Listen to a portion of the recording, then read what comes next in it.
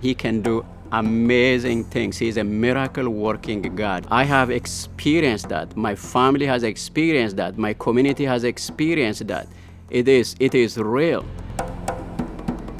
I came to the Lord from a very broken background in a very poor village, and people practiced animist, like worshipped spirits, witchcrafts, and we had a powerful witch doctor who lived on a mountain top, and he was related to us.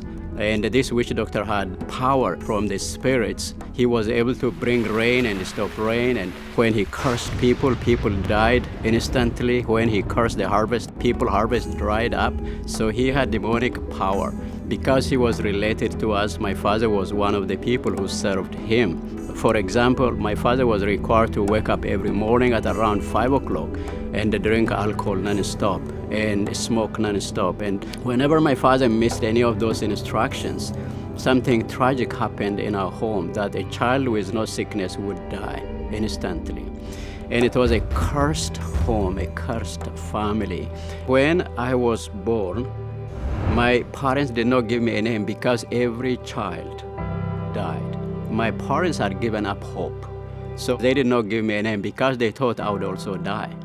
And in Ethiopia, when you give a name to a child, every name has a meaning. So when I was 4, my parents named me Bekele, B-E-K-E-L-E. That means sprouted or germinated. It's like there is life, there is hope in this child. So I was growing up, and when I was 5 years of age, the witch doctor asked my father, he said, I want you to train your son to serve me his entire life. So we were living under fear of death. It's a spiritually dark community. But God miraculously intervened into our life.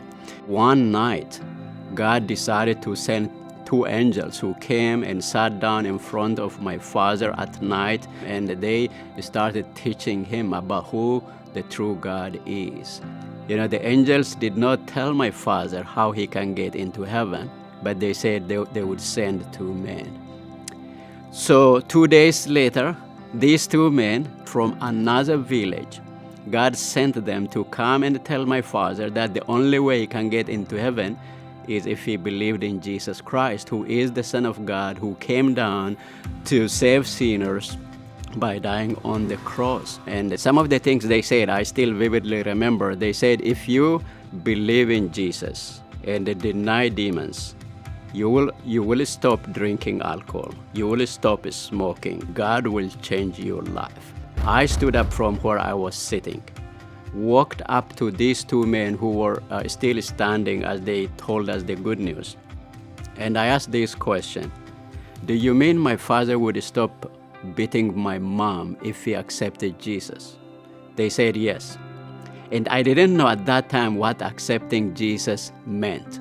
But I said, if my dad would stop beating my mom, I want to accept Jesus.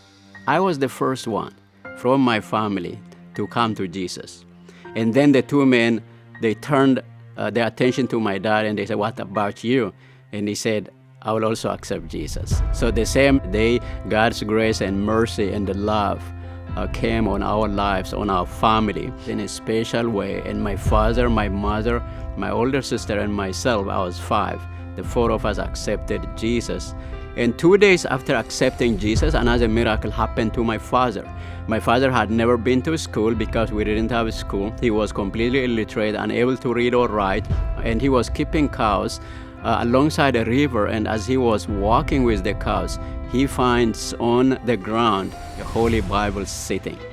And we don't know from where that Bible had come from. My dad picked up the book. He didn't know what it was. He started opening through the pages. And then all of a sudden, he hears a voice saying, this is my word. He looks around to see who was speaking to him. There was no one. And then something in his heart said, go and sit down under the shade of a tree. So my father went and sat under the shade of a tree. He opened the book and he said, God, I can't read it. Can you help me to read this book? And he says, if I am able to read this book, I promise to teach this book my entire life. And immediately God opens the eyes of my father and he started reading the Bible.